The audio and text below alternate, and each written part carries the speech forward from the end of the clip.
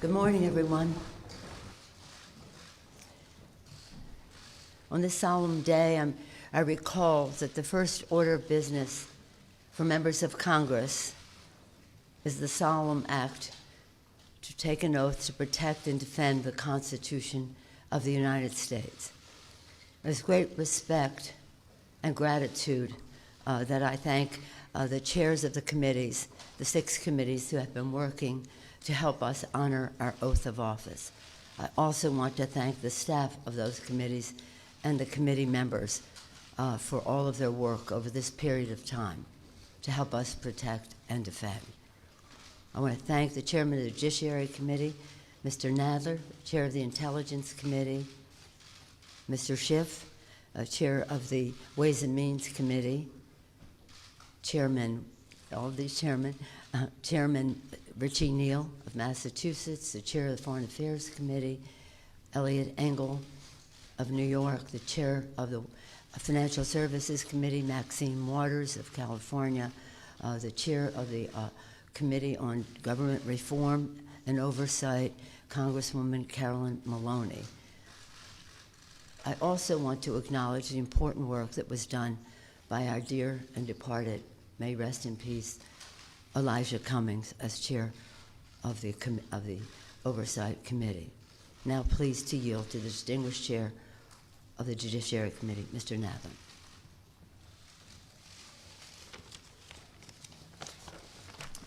Thank you, Madam Speaker.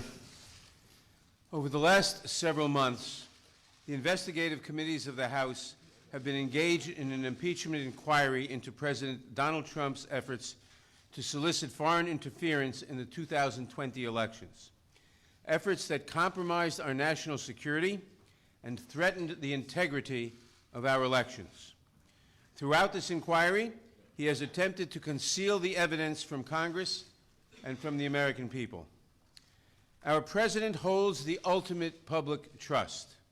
When he betrays that trust and puts himself before a country, he endangers the Constitution, he endangers our democracy, and he endangers our national security.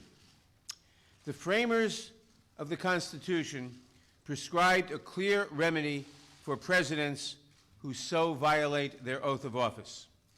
That is the power of impeachment. Today, in service to our duty to the Constitution and to our country, the House Committee on the Judiciary is introducing 2 articles of impeachment charging the President of the United States, Donald J. Trump, with committing high crimes and misdemeanors. The first article is for abuse of power. It is an impeachable offense for the President to exercise the powers of his public office to obtain an improper personal benefit while ignoring or injuring the national interest. That is exactly what President Trump did when he solicited and pressured Ukraine to interfere in our 2020 presidential election, thus damaging our national security, undermining the integrity of the next election, and violating his oath to the American people. These actions, moreover, are consistent with President Trump's previous invitations of foreign interference in our 2016 presidential election. And when he was caught, when the House investigated and opened an impeachment inquiry, President Trump engaged in unprecedented, categorical, and indiscriminate defiance of the impeachment inquiry. This gives rise to the second article of impeachment for obstruction of Congress. Here, too, we see a familiar pattern in President Trump's misconduct. A president who declares himself above accountability, above the American people, and above Congress's power of impeachment, which is meant to protect against threats to our democratic institutions, is a president who sees himself as above the law. We must be clear. No one, not even the president, is above the law.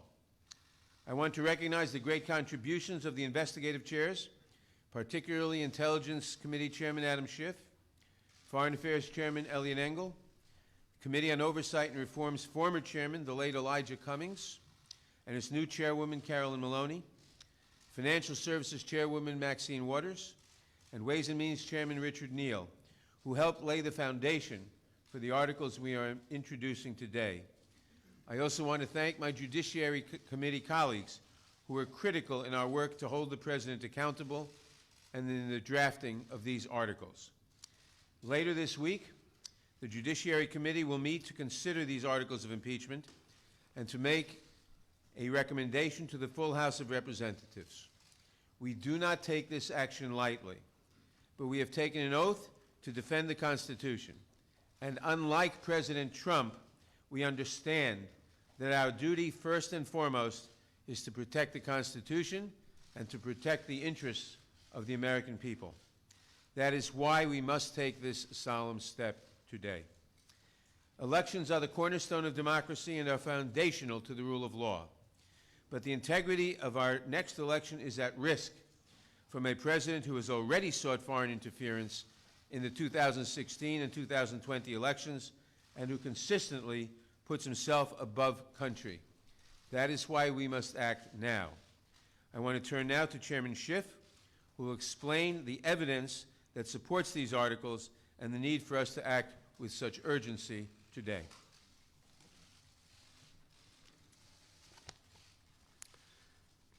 Thank you, Mr. Chairman. Thank you, Madam Speaker, and to my colleagues, good morning. The framers of the Constitution recognized that someday a president might come to office who would abuse that office, betray the public trust, and undermine national security to secure foreign help in his reelection, and who would seek to abrogate the power of Congress to hold him accountable. They recognized this danger, and they prescribed a remedy, and that remedy is impeachment. It is an extraordinary remedy and one that I've been reluctant to recommend until the actions of President Trump gave Congress no alternative. We stand here today because the president's continuing abuse of his power has left us no choice. To do nothing would make ourselves complicit in the president's abuse of his high office, the public trust, and our national security. The president's misconduct is as simple and as terrible as this. President Trump solicited a foreign nation, Ukraine, to publicly announce investigations into his opponent and a baseless conspiracy theory promoted by Russia to help his reelection campaign. President Trump abused the power of his office by conditioning two official acts to get Ukraine to help his reelection: the release of hundreds of millions of dollars in military aid that nation desperately needed, and a White House meeting with an ally trying to fend off Russian aggression. In so doing, he undermined our national security and jeopardized the integrity of our next election, and he does so still. The evidence of the president's misconduct is overwhelming and uncontested. And how could it not be when the president's own words on July 25th, "I would like you to do us a favor, though," lays so bare his intentions, his willingness to sacrifice the national security for his own personal interests. And when the president got caught, he committed his second impeachable act: obstruction of Congress of the very ability to make sure that no one is above the law, not even the President of the United States. The evidence is every bit as strong that President Trump has obstructed Congress fully, without precedent, and without basis in law. If allowed to stand, it would decimate Congress's ability to conduct oversight of this president or any other in the future, leaving this president and those who follow to be free to be as corrupt, malfeasant, or incompetent as they would like, with no prospect of discovery or accountability. Now, some would argue, why don't you just wait? Why don't you just wait until you get these witnesses the White House refuses to produce? Why don't you just wait until you get the documents the White House refuses to turn over? And people should understand what that argument really means. It has taken us 8 months to get a lower court ruling that Don McGahn has no absolute right to defy Congress. 8 months for one court decision. If it takes us another 8 months to get a second court or maybe a Supreme Court decision, people need to understand that is not the end of the process. It comes back to us and we ask questions because he no longer has absolute immunity, and then he claims something else, that his answers are privileged and we have to go back to court for another 8 or 16 months. The argument, why don't you just wait, amounts to this. Why don't you just let him cheat in one more election? Why not let him cheat just one more time? Why not let him have foreign help just one more time? That is what that argument amounts to. The president's misconduct goes to the heart of whether we can conduct a free and fair election in 2020. It is bad enough for a candidate to invite foreign interference in our political process, but it is far more corrosive for a president to do so and to abuse his power to make it so. Despite everything we have uncovered, the president's misconduct continues to this day, unapologetically and right now. As we saw when he stood on the White House lawn and he was asked, what did you want in that July 25th call? And he said the answer was a simple one. And not just a simple one on July 25th, but a simple one today, and that is he still wants Ukraine to interfere in our election to help his campaign. Even this week, the president's lawyer was back in Ukraine seeking to revive the same debunked conspiracy theory promoted at the president's behest. Which gets to the final and most pernicious of the arguments that we have heard in the president's defense, that the president can do whatever he wants under Article 2, including get foreigners involved in our elections, and we should just, to quote the president's chief of staff, get over it. Ben Franklin said, we have a republic if we can keep it. The president and his men say, you can't keep it, and Americans should just get over it. Americans don't get to decide American elections anymore, not by themselves, not without foreign help. For the members of Congress, this is not a question of fact because the facts are not seriously contested. It is rather a question of duty. The president's oath of office appears to mean very little to him, but the articles put forward today will give us a chance to show that we will defend the Constitution and that our oath means something to us. I thank you, Mr. Chairman.